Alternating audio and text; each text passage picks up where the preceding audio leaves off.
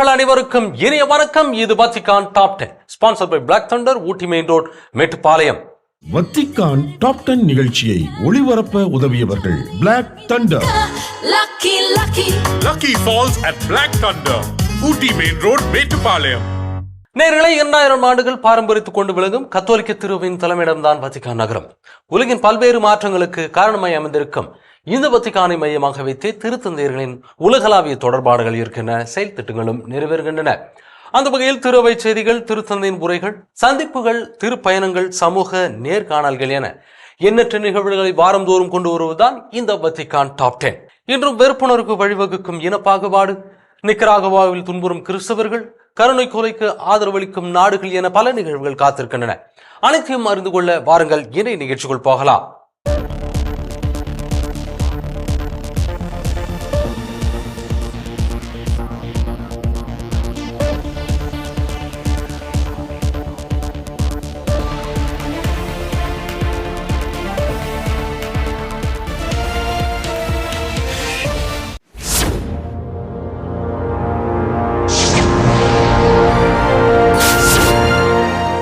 நான்கு துறவர சபைகளின் அங்கத்தினர்களை வத்திக்கானில் சந்தித்த திருத்தந்தை பிரான்சிஸ் அவர்கள் அவர்களுடைய இறுதி தீர்ப்பு குறித்து கருத்து தெரிவித்திருக்கிறார். அந்த காணொலியை இந்நிகழ்ச்சியின் முதல் பகுதியில் பார்ப்போம். 4 துறவர சபையின் தலைவர்கள் தங்கள் சபையின் பொது பேரவை அமர்விற்காக வத்திக்கானுக்கு வருகை தந்து திருத்தந்தை பிரான்சிஸ் அவர்களை சந்தித்தனர். அவர்களிடையே தேர்ந்து தெளிதலின் மதிப்பை பற்றி பேசிய திருத்தந்தை பிரான்சிஸ் அவர்கள் உலகிற்கு இப்போது அதுதான் தேவை என்ற தனது எண்ணத்தை வெளிப்படுத்தினார். சுதந்திரமாக இருப்பது என்பது ஒரு வழியில் செல்வதை விட்டுவிட்டு நிரந்தரமாக அங்கே நின்று விடுவதோ அல்லது சாலையின் வலப்பக்கம் அல்லது இடப்பக்கம் நகர்ந்து தப்பித்துக் கொள்வதோ இல்லை என்பதை புரிய வைக்கும் தந்தையர்கள், தாய்மார்கள், குறிப்பாக இளைஞர்கள் தேவைப்படுகிறார்கள். இறுதி தீர்ப்பு குறித்து இயேசு முன்மொழிந்ததை சிந்திக்கும் வாய்ப்பை பயன்படுத்தி ஏழைகளுக்கு தாராள மனப்பான்மையோடு செய்து வரும் தொண்டு மற்றும் சேவைக்காக துறவர சபைகளுக்கு திருத்தந்தை அவர்கள் நன்றி தெரிவித்தார். இறுதி தீர்ப்பில் என்ன நடக்கும் என்பதை மறந்து விடாதீர்கள். இறைவன் நம்மிடம் நீங்கள் என்ன படித்தீர்கள், எத்தனை பட்டம் வாங்கினீர்கள், எத்தனை சாதனைகள் கொண்டு வந்தீர்கள் என்று கேட்க மாட்டார். நான் பசியாக இருந்தேன், நீங்கள் எனக்கு உணவு கொடுத்தீர்கள். நான் தாகமாக இருந்தேன், நீங்கள் குடிக்க கொடுத்தீர்கள். நான் துன்புறுத்தப்பட்டேன், நீங்கள் என்னை பாதுகாத்தீர்கள். இதுவே இறுதி தீர்ப்பின் கருப்பொருளாகும். அதில்தான் நாம் தீர்ப்பளிக்கப்படுகிறோம். இந்த சந்திப்பின் போது Dominican missionary sisters of Saint Sixtus மற்றும் the society of divine vocations போன்ற சபையினரும் கலந்து கொண்டனர் என்பது குறிப்பிடத்தக்கது.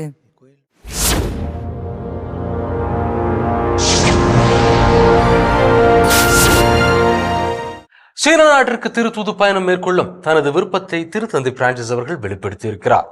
அது தொடர்பான செய்தியை இந்த பகுதியில் பார்ப்போம். திருத்தந்தை பிரான்சிஸ் அவர்கள் சீனாவை தொடர்ந்து கண்காணித்து வருகிறார். சமீபத்தில் அந்நாட்டிற்கு செல்ல திருத்தந்தை அவர்கள் விருப்பம் தெரிவித்தார். மேலும் அவர் அந்நாட்டில் எங்கு செல்ல விரும்புகிறார் என்பதும் தெரியும். சீனாவில் எந்தெந்த இடங்களை நீங்கள் பார்க்க விரும்புகிறீர்கள் என்ற கேள்விக்கு அவர் சிஷானா என்று பதிலளித்திருக்கிறார். இயேசு சபையின் சீன மறைமாநிலத்தைச் சேர்ந்த இயேசு சபையினரான பீட்டர் சியா அவர்களிடம் திருத்தந்தை கூறியது இதுதான். இந்த விருப்பம் நிறைவேறினால் சீன ஆயர்களை சந்திக்க விரும்புவதாக அவர் தெரிவித்தார். திருத்தந்தையின் இந்த அறிக்கைகள் புதியவை அல்ல. அதை அவர் பல சந்தர்ப்பங்களில் இதை கூறியிருக்கிறார். வத்திக்கான் வெளியுறவுத்துறை செயலர் கூட ஜூன் மாத இறுதியில் செய்தியாளர்களிடம் அவற்றை பகிர்ந்து கொண்டதோடு திருத்தந்தை அவர்கள் சீனாவுக்கு செல்ல விரும்புவதாக தெரிவித்தார். ஆனால் தற்போது நிலைமைகள் அதற்கு சாதகமாக இல்லை. 2018ஆம் ஆண்டு முதன்முறையாக கையெழுத்திடப்பட்ட ஆயர்கள் நியமனம் தொடர்பான வத்திக்கான் சீனா ஒப்பந்தத்தை பொறுத்தவரை இந்த ஆண்டு இறுதியில் அது புதுப்பிக்கப்படும் என்றும் கர்தினால் பரோலின் அவர்கள் உறுதியளித்தார். திருத்தந்தை அவர்கள் சமீபத்தில் அளித்த பேட்டியில் பேசியது சீனாவை பற்றி மட்டுமல்ல. ஏனென்றால் அவரது திருப்பிட தலைமையின் போது அவர் பெற்ற விமர்சனங்கள் மற்றும் எதிர்ப்புகள் குறித்தும் அவரிடம் கேள்விகள் கேட்கப்பட்டன. சில சமயங்களில் நீங்கள் காத்திருக்க வேண்டும். காத்திருங்கள். மேலும் பல நேரங்களில் உங்களையே நீங்கள் திருத்திக் கொள்ள வேண்டும். ஒரு எதிர்ப்பின் பின்னால் ஒரு நல்ல விமர்சனம் இருக்கலாம். மேலும் சில நேரங்களில் எதிர்ப்பு எனக்கு எதிராக மட்டுமல்ல, அது திரு அவைக்கும் எதிரானது. இப்போது நடப்பது போல் திருத்தந்தை 12ஆம் பயஸ் அவர்களுக்கும் இது நடந்தது. இந்த வார்த்தைகளின் மூலம் திருத்தந்தை பிரான்சிஸ் அவர்கள் செடவா கான்டெஸ்ட், அதாவது துரோகிகள் என்று அழைக்கப்படுபவர்களை குறிப்பிட்டு காலப்போக்கில் இந்த குழுக்கள் ஒருங்கிணைக்கப்படும் என்று உறுதியளித்தது கவனிக்கத்தக்கது.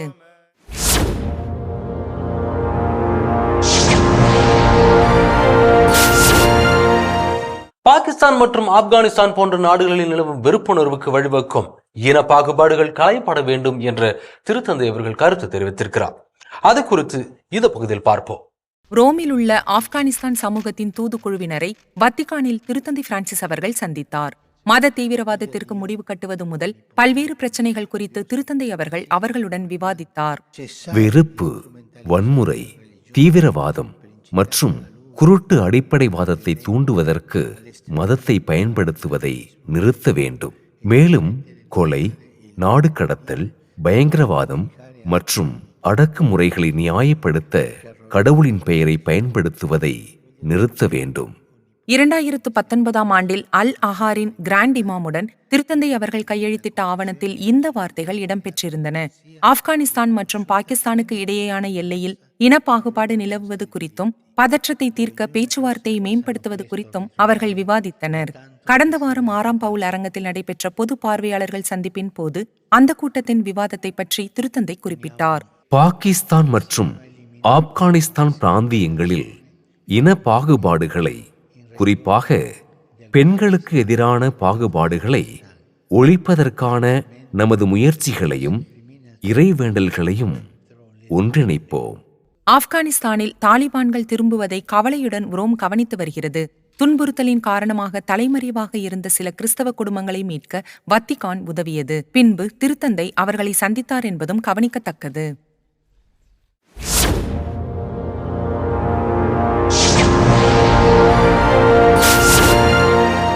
பிரேசில் நாட்டில் விமான விபத்தில் உயிரிழந்தவர்களுக்காக திருத்தந்தை அவர்கள் தன் ஜெபத்தை அர்ப்பணித்திருக்கிறார். அந்த காணொலியை இந்த பகுதியில் பார்ப்போம். 1945ஆம் ஆண்டு ஆகஸ்ட் மாதம் 6ஆம் தேதி மற்றும் 9ஆம் தேதிக்கு இடையில் 2 ஜப்பானிய நகரங்கள் குண்டுவீசி தாக்கப்பட்டன. கிட்டத்தட்ட 2,50,000 பேர் இறந்தனர். திருத்தந்தை பிரான்சிஸ் அவர்கள் கடந்த ஞாயிறு மூவேளை ஜெபத்தின் வேளையில் இந்த துயர சம்பவங்களை நினைவு கூர்ந்தார். ஹீரோசீமா மற்றும் நாகசாகி நகரங்கள் மீது அணுகுண்டு வீசப்பட்டதை இந்த நாட்களில் நாம் நினைவு கூறுகிறோம்.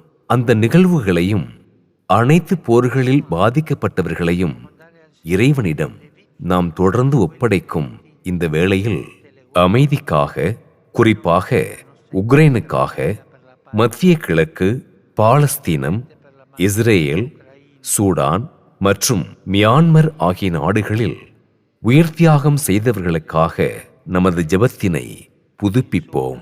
ஆகஸ்ட் மாதம் 9ஆம் நாளன்று பிரேசிலில் நடந்த விமான விபத்தில் இறந்தவர்களுக்காகவும் திருத்தந்தை அவர்கள் ஜெபித்தார்.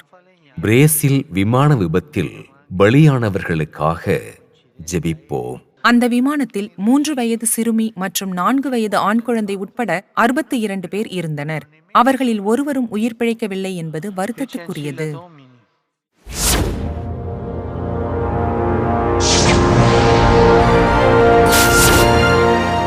கடந்த 20 ஆண்டுகளில் ஆசிய கண்டத்திற்கு திருத்தூது பயணம் மேற்கொண்ட திருத்தந்தை பிரான்சிஸ் அவர்கள்தான்.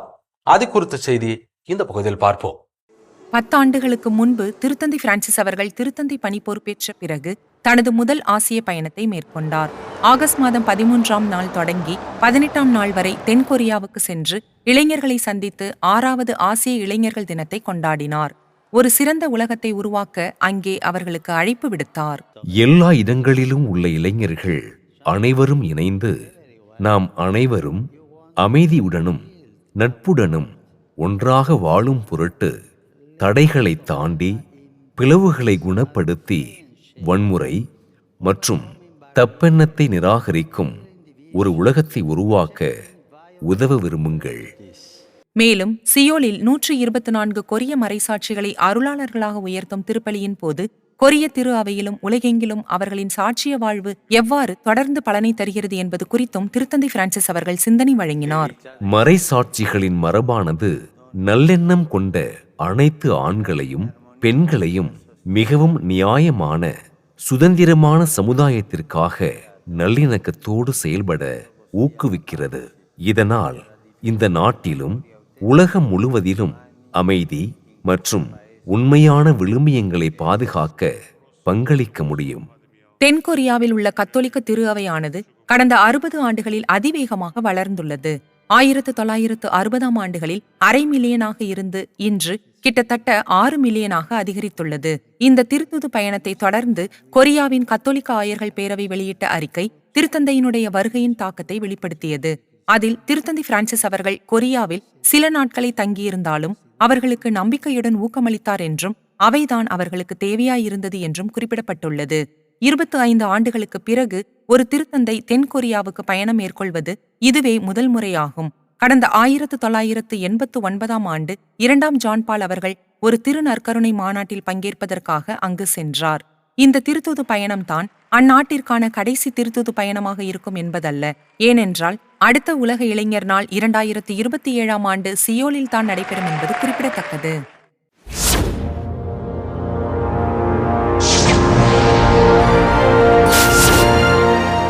கடந்த ஜூன் மாதம் 2025 யூபிலி ஆண்டுக்கான பொருளாதார கலந்தாய்வு கூட்டம் வத்திக்கானில் நடந்தது.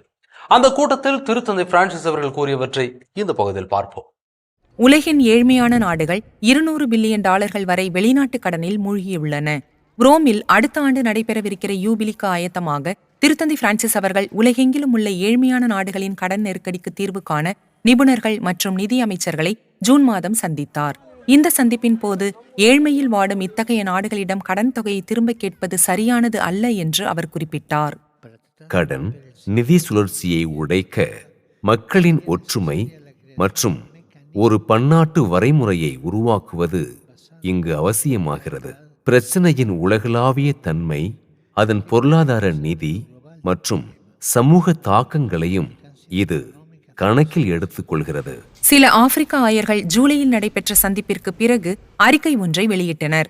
அதில் அவர்கள் திருத்தந்தை அவர்களோடு தாங்களும் இணைந்து கடன்களை மன்னித்து தள்ளுபடி செய்ய கோரிக்கை விடுத்துள்ளனர். அவர்களின் அறிக்கையில் ஐநா சர்வதேச நாணய நிதியம், G20 மற்றும் G7 ஆகியவற்றில் உறுப்பினர்களாக இருக்கும் நாடுகளை ஏற்கனவே உள்ள கடன்களை மன்னிக்குமாறு கேட்டுக்கொண்டிருக்கிறார்கள். பிற ஆப்பிரிக்க மத தலைவர்களும் ஜூலை மாதம் நடந்த கூட்டத்தில் இந்த ஆயர்களுடன் கலந்து கொண்டனர். 2024ஆம் ஆண்டில் மட்டும் ஆப்பிரிக்க கண்டம் தனது பொது கடனை அடைக்க $90 பில்லியன் செலவிடவிருக்கிறது. இங்கு ஆப்பிரிக்க நாடுகள் தங்கள் கடன்களை செலுத்த வேண்டும் அல்லது குறைந்தபட்ச அத்தியாவசிய சேவைகளை தன் குடிமக்களுக்கு வழங்க வேண்டும் என்ற நிலைக்கு இடையே தேர்வு செய்ய வேண்டிய கட்டாயம் இருக்கிறது. இது போன்றதொரு முறையீடு செய்வது இது முதல் முறை அல்ல. 2ஆம் ஜான் பால் அவர்களின் திருப்பிட தலைமையின் கீழ் நடைபெற்ற 2000ஆம் ஆண்டு யூபிலியின் போது வளரும் நாடுகளின் வெளிநாட்டு கடனை தணிக்க சர்வதேச நிதி நிறுவனங்கள் $130 பில்லியன் வழங்கின என்பது குறிப்பிடத்தக்கது.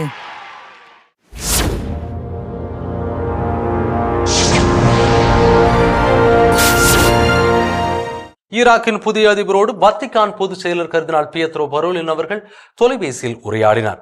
அந்த உரையாடலின் நோக்கம் குறித்து இந்த பகுதியில் பார்ப்போம். ஆகஸ்ட் மாதம் 12ஆம் நாளன்று வத்திக்கான் வெளியுறவுத்துறை செயலர் கர்தினால் பியத்ரோ பரோலின் அவர்கள் ஈரானின் புதிதாக தேர்ந்தெடுக்கப்பட்ட அதிபருடன் மத்திய கிழக்கில் வன்முறை அதிகரிப்பு குறித்து தொலைபேசியில் தொடர்பு கொண்டார். இதய அறுவை சிகிச்சை நிபுணரான புதிய அதிபர் மசோத் பெசஷ்கியான் அவர்கள் ஜூலை மாத இறுதியில் பதவியேற்றார். ஏறக்குறைய 20 ஆண்டுகளில் ஈரானில் இருக்கும் முதல் சீர்திருத்தவாத அதிபர் இவர்தான். அமெரிக்காவின் அதிபர் மற்றும் ஜெர்மன் அதிபர் போன்ற மேற்கத்திய தலைவர்களிடம் பெசஷ்கியான் அவர்கள் தொலைபேசியில் பேசியதால் மத்திய கிழக்கில் ஒரு முழு போரை தூண்டிவிட வேண்டும் என்ற அச்சத்தில் உடனடி தாக்குதலில் இருந்து இஸ்ரேல் பின்விலகியது. பெசஷ்கியான் அவர்கள் போரை தவிர்ப்பதற்கான தனது விருப்பத்தை வெளிப்படுத்தியதோடு பெய்ரூட்டில் ஒரு ஹெஸ்பொல்லா தளபதியை இஸ்ரேல் தாக்கியதை தொடர்ந்து ஆக்கிரமிப்பாளர்களுக்கு பதிலளிக்கும் உரிமை தனது நாட்டிற்கு உள்ளது என்றும் கூறியுள்ளார். வத்திக்கான் வெளியிட்டுள்ள அறிக்கையின்படி புதிய அதிபரும் கர்தினால் பரோலின் அவர்களும் உரையாடல், பேச்சுவார்த்தை மற்றும் அமைதிக்கான விருப்பம் குறித்து விவாதித்தனர் என்பது கவனிக்கத்தக்கது.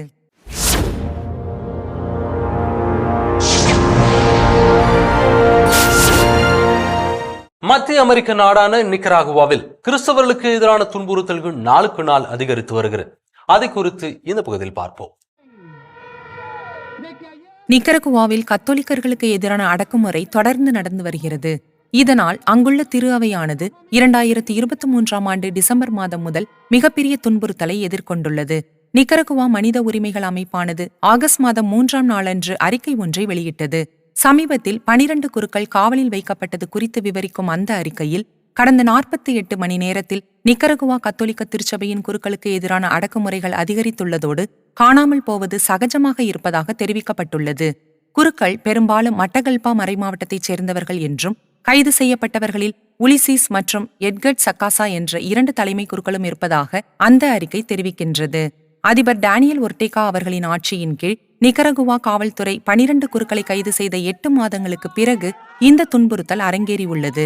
மேலும் கடந்த மாதம் கத்தோலிக்க வானொலி நிலையமான ரேடியோ மரியாவை வானொலி ஒளிபரப்பிலிருந்து அரசு நீக்கியுள்ளது குறிப்பிடத்தக்கது.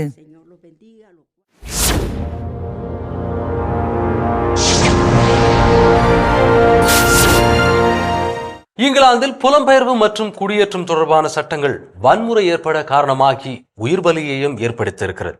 அது குறித்து இந்த பகுதியில் விரிவாக காண்போம். இங்கிலாந்தில் உள்ள கத்தோலிக்க திரு அவையானது கடந்த வாரத்தில் நாடு முழுவதும் வெடித்துள்ள மடத்தனமான கொலைகள் மற்றும் வன்முறை எதிர்ப்புகள் ஆகியவற்றிற்கு எதிராக குரல் கொடுத்துள்ளது. இங்கிலாந்தில் டெய்லர் ஸ்விஃப்ட் பின்னணியிலான நடன விருந்தில் கலந்து கொண்ட 9 வயதுக்குட்பட்ட 3 சிறுமிகள் கொடூரமாக கத்தியால் குத்தி கொல்லப்பட்டனர். ருவாண்டாவில் இருந்து குடியேறிய இந்த இருவரும் இங்கிலாந்தில் பிறந்து வளர்ந்த 17 வயது சிறுவனால் கொல்லப்பட்டனர். பல வருடங்களாக நீடித்து வந்த குடியேற்ற எதிர்ப்பு போராட்டங்கள் மற்றும் கலவரங்கள் இத்தகைய வன்முறைக்கு வழிவகுத்தது. மேலும் பல ஆண்டுகளாக இங்கிலாந்தில் காணப்பட்ட மோசமான சீர்கேடும் காரணமாக அமைந்தது. இதனால் நூற்றுக்கணக்கானோர் கைது செய்யப்பட்டுள்ளனர். இங்கிலாந்து மற்றும் வேல்ஸின் கத்தோலிக்க ஆயர்கள் மாநாட்டின் தலைவரான கர்தினால் நிக்கோலஸ் அவர்கள் மற்ற திரு அவைகளுடனான ஒரு கூட்டறிக்கையில், இந்த முட்டாள்தனமான கொலைகளால் பலர் உணர்ந்த கோபத்தை நாங்கள் ஒப்புக்கொள்கிறோம், குடியேற்றம் பற்றிய ஆழமான கவலையையும் நாங்கள் ஒப்புக்கொள்கிறோம் என்று தெரிவிப்பதோடு, எங்கள் தெருக்களில் வன்முறை, இனவெறி தாக்குதல்கள் மற்றும் மிரட்டல்களை நாங்கள் கண்டிருக்கிறோம். இனவெறிக்கு எங்கள் தெருக்களில் அல்லது சமூகத்தில் இடமில்லை. சமூகங்களிலோ இணையத்திலோ அது தூண்டப்படக்கூடாது என்றும் தெரிவிக்கப்பட்டுள்ளது. பலியான சிறுமிகளுக்கு இங்கிலாந்து முழுவதும் அஞ்சலி செலுத்தப்பட்டது. பாதிக்கப்பட்டவர்களில் ஒருவரான ஆலிஸின் நினைவேந்தலானது அவர் முதல் நற்கருணை பெற்ற கத்தோலிக்க ஆலயத்தில் நடைபெற்றது. அந்த அஞ்சலி நிகழ்ச்சியில் அருட்தந்தை அவர்கள் ஆலிஸின் கவர்ந்திழுக்கும் புன்னகை குறித்து பேசியது அங்கிருந்த அனைவரையும் கலங்கச் செய்தது.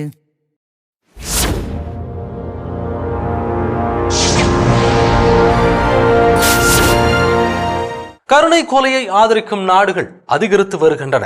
அது குறித்து வத்திக்கான் கூறும் செய்திகளை இந்த பகுதியில் பார்ப்போம். சமீபத்திய ஆண்டுகளில் மனித வாழ்க்கையின் இறுதிக்கட்டம் தலைப்புச் செய்திகளாக மாறியுள்ளன. 5 ஐரோப்பிய நாடுகளும் அமெரிக்காவின் 9 மாநிலங்களும் வாஷிங்டன் டிசியிலும் கருணை கொலை சட்டப்பூர்வமாக்கப்பட்டுள்ளது.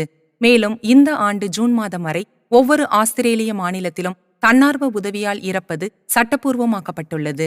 இதன் அடிப்படையில் வத்திக்கான் வாழ்க்கையின் இறுதி பிரச்சினைகள் குறித்த அதன் போதனைகளை விளக்கும் வாழ்க்கையின் இறுதி கட்டத்திற்கான சிறிய அகராதி என்ற தலைப்பில் ஆவணம் ஒன்றை வெளியிட்டது. அதில் கருணை கொலை, சடல நிலை மற்றும் உதவி பெற்று செய்யும் தற்கொலை போன்ற தலைப்புகளை கையாளும் முக்கியமான சொற்கள் மற்றும் சொற்றொடர்களுக்கு விளக்கமளிக்கப்பட்டுள்ளது. வாழ்க்கைக்கான திருப்பிட கழகத்தின் உறுப்பினர்களால் இந்த ஆவணமானது எழுதப்பட்டது. இந்த தலைப்புகள் மூலம் திரு அவையின் பாரம்பரிய நிலைப்பாட்டை மீண்டும் வலியுறுத்துவதும் தவறான விளக்கங்களை தவிர்ப்பதும் இதன் குறிக்கோள் ஆகும்.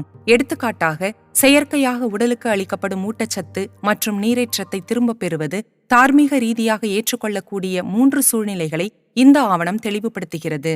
வத்திக்கானின் இந்த புதிய ஆவணமானது நோய், இயலாமை மற்றும் இறப்பு போன்றவற்றை எதிர்கொள்ளும் போது ஒரு நபர் எவ்வாறு சுகாதார சிகிச்சையை அணுக விரும்புகிறார் என்பதை கோடிட்டு காட்டக்கூடிய படிவத்துடன் முடிவடைகிறது.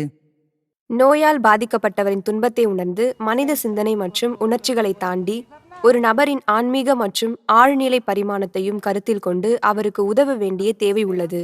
A small lexicon for end of life என்றழைக்கப்படும் வாழ்க்கையின் இறுதி கட்டத்திற்கான சிறிய அகராதி 4 ஆண்டுகளுக்கு முன்பு வத்திக்கான் வெளியிட்ட ஆவணத்தை அடிப்படையாக கொண்டுள்ளது.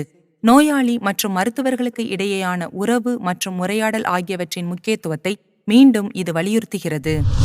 என் அன்பர்களே, இன்றைய நிகழ்வுகள் அனைத்தும் நீங்கள் பயன்பெறும் வகையில் அமைந்திருக்கும் என்று நாங்கள் நம்புகிறோம். மீண்டும் அடுத்த வாரம் சந்திக்கிறோம். இது Vatican top 10 sponsored by Black Thunder, Ooty main road, Mettupalayam. நன்றி, வணக்கம், மரியே வாழ்க. வத்திக்கான் டாப் 10 நிகழ்ச்சியை ஒளிபரப்ப உதவியவர்கள் Black Thunder. Lucky Falls at Black Thunder, Ooty Main Road, Mettupalayam.